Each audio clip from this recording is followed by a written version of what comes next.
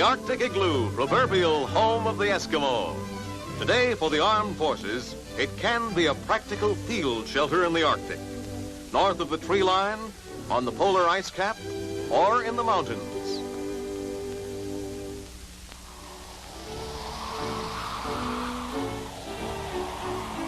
Shelters like these are no match for the hazards of gale winds and violent blizzards encountered in the Arctic.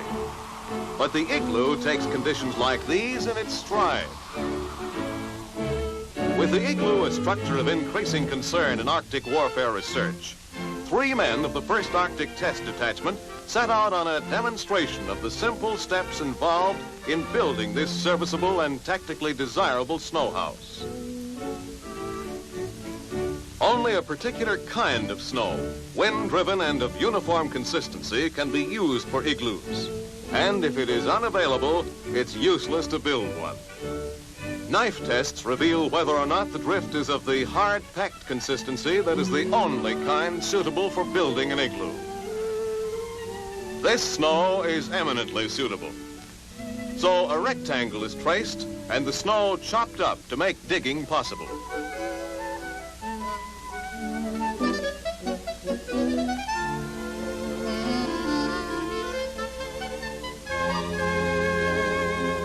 A snowshoe takes the place of a shovel. With more elaborate equipment, work can be speeded up, but 3 men using merely this equipment can build one of these far north shelters in about 3 hours. With a 2-foot pit scooped out, the most delicate operation of Operation Igloo gets underway. Cutting the blocks of snow requires care and patience. In spite of the solid texture of hard-packed Arctic snow, the blocks will crack if too great pressure is applied. For best results, the block should be about 5 inches thick, 30 by 17 inches.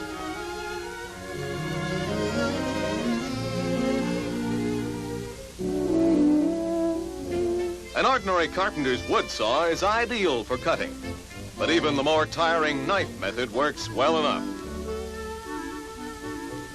At the end of the pit, a little trench is cut to make it easy to cut the block from underneath.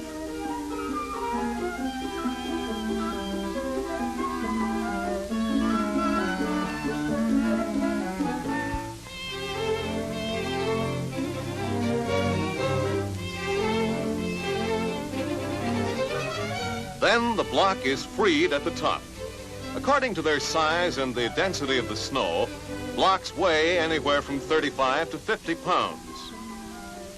Careful handling is always a #1 consideration. Though the blocks are remarkably strong, they may break when held in certain positions and jerked suddenly. Blocks are trimmed down into symmetrical slabs to aid in solid construction. There's a common misconception that igloos are made of ice. Nothing to it. Sometimes the going gets a little rugged. On occasions like this, a derrick wouldn't be unwelcome. But you don't often find derricks wandering around loose in this part of the country.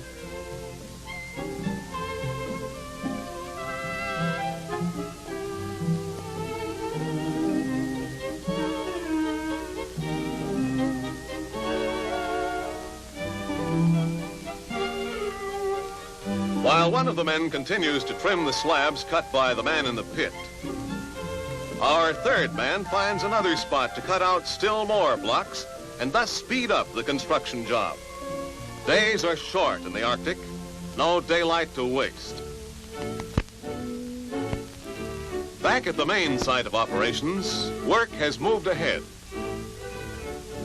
The pit from which the blocks come will later serve as the interior of the completed igloo. A T-shaped cellar begins to emerge.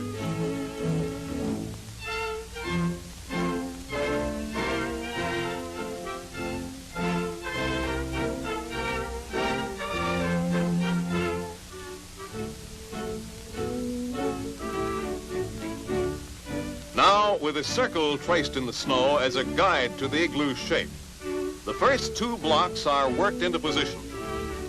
The entire construction of an igloo is based on the principle of the Roman arch. Blocks are trimmed so that they fit against each other at an angle. One block leans against another so that they give each other support.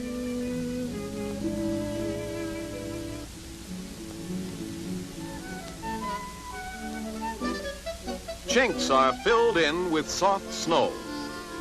But this must be done gently because the wall won't be firm and solid until the whole dome is complete.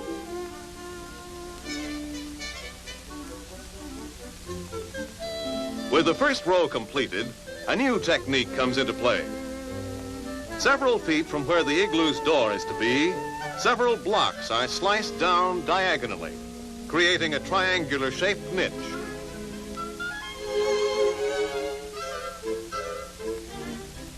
Note the short, choppy strokes of the blade. The blocks to be fitted in for the second tier thus rise in a spiral. As in the case of each succeeding tier, the blocks lean in more sharply than in the case of the one below. If you ever go in for building an igloo, never place the blocks seam on seam. Lay them the way a bricklayer does.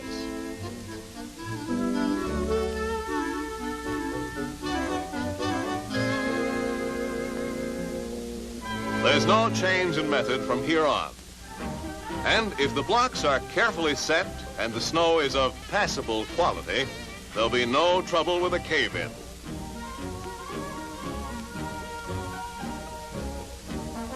Now the igloo is 3/4 completed, and this is the time for cutting the door, which resembles, like the doors of most igloos, the entrance to an oversized doghouse. Entering an igloo in a walking position is not recommended. Inside, one of the men adjusts the blocks that will complete the dome. The cottage is nearly ready now for putting out the welcome mat.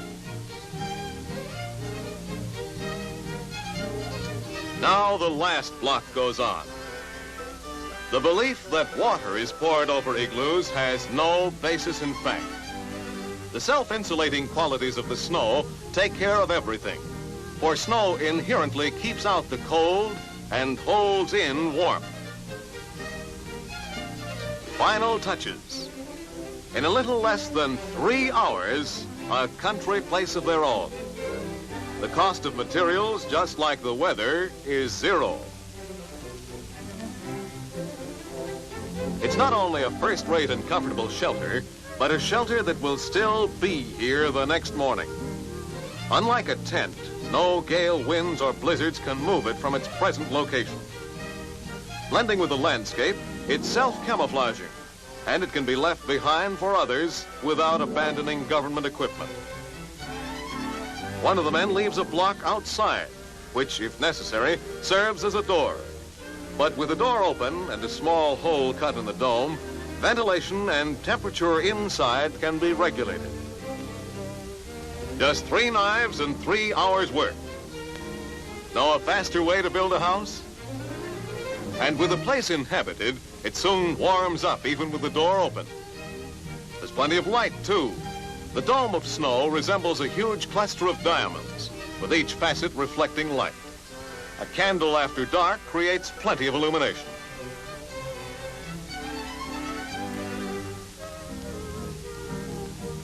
Already, it's begun to warm up.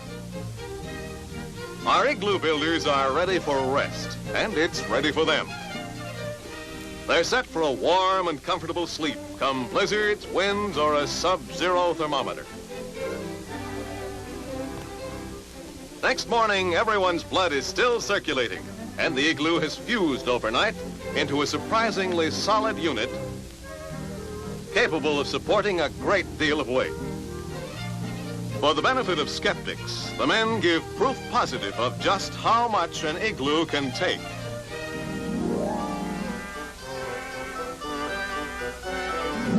With today's emphasis on the polar regions, the art of constructing an igloo may be a very good thing to know if you ever find yourself in the Arctic.